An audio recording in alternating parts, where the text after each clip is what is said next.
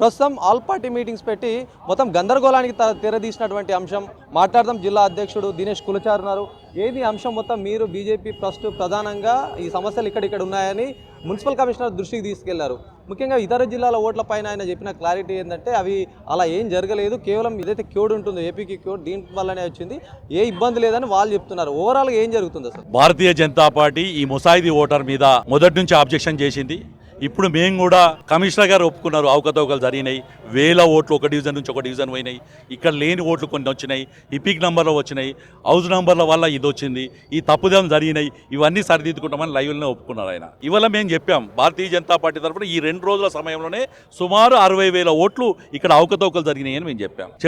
నేను మాట్లాడుతున్న సందర్భంలో కూడా స్పష్టంగా చెప్పాం, ఇందూరు కార్పొరేషన్లో జరుగుతుంది అని చెప్తే కొంతమంది సోదరులు తమ మనసులో ఉన్న బాధను, తమ మనసులో ఉన్న కుట్రను బయట పెట్టుకున్నారు. ఇది వాళ్ళకి ఏంది అంటే ఈ కార్పొరేషన్ మీద షబ్బీర్ అలీ కొడుకునో, ఇంకో బషీర్ అలీ కొడుకునో, ఇంకో ఖాన్నో, ఇంకెవరినో కూర్చోబెట్టాలని వాళ్ళు ప్రయత్నం చేశారు. భారతీయ జనతా పార్టీ ఇవాళ కూడా స్పష్టంగా చెప్తుంది, నా షబ్బీర్ కా బేటా బయటేగా, నా బషీర్ కా బేటా బయటేగా, సిర్ఫ్ ఇందూర్ కార్పొరేషన్ పే ఇందూర్ కా బేటా బయటేగా, ఓ బి హిందూ బయటేగా. ఇది భారతీయ జనతా పార్టీ చెప్తుంది. ఇవాళ వాళ్ళకి ఎందుకంత కోపము, ఎందుకంత బాధ? ఇందూరు పేరు బహుశా ఎన్నో తరాల నుంచి వస్తున్న పేరు కదా ఇది, ఇక్కడ ఈ ప్రాంత ప్రజలందరూ కోరుకుంటున్న పేరు కదా ఇది. ఆ పేరుతో పిలిస్తే నీకు గవర్నమెంట్ ఏ పేరు పెట్టుకుందో నువ్వు పిలుచుకో, బాధ ఉంటే. నేను పెట్టుకున్నప్పుడు నేను వందే మాత్రం అంటే బాధ, నేను జై శ్రీరామ్ అంటే బాధ, నేను ఇందూర్ అంటే బాధ, అంటే ఏ రకంగా ఉండాలని అడుగుతున్నాను నేను. అందుకోసం మరొక్కసారి చెప్తున్నా, నా బషీర్ కా బేటా బయటేగా, నా షబ్బీర్ కా బేటా బయటేగా, సిర్ఫ్ హిందూ కా బేటా బయటేగా, ఇందూర్ కే కార్పొరేషన్ కే ऊपर ఏ భారతీయ జనతా పార్టీ కా నినాదే. మనం గతంలో చూడొచ్చు, ఎంపీ ధర్మపురి అరవింద్ సైతం ఒక మాట అన్నారు, ఏంటంటే ఖచ్చితంగా కార్పొరేషన్లో గెలిస్తే ఇందూర్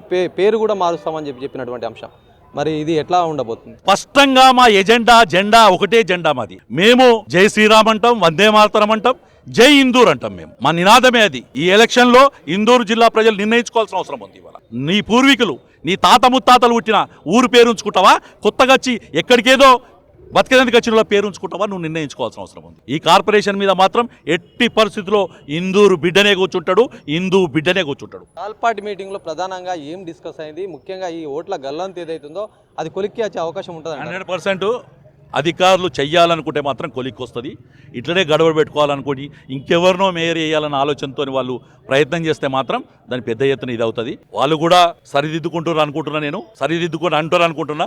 10వ తారీఖు నాడు ఏదైతే ఫైనల్ డ్రాఫ్టికేషన్ వస్తుందో, ఫైనల్ ఏదైతే ఓటర్ లిస్ట్ వస్తుందో దాంట్లో మాత్రం అవకతవకలు ఉంటే మాత్రం భారతీయ జనతా పార్టీ ఒప్పుకోదు, ఇందూరు ప్రజలు కూడా ఒప్పుకోరు. 12 డివిజన్లు ఏవైతే ఉన్నాయో 12 డివిజన్లు మాత్రం కరెక్ట్గా ఉన్నాయి, మిగతా 48 డివిజన్లని ఈ చిక్కని తచ్చిపడింది అని చెప్పి. ఎస్, అదే చెప్తున్నాను నేను. ఇది ఎవరి కోసం అంటున్నా.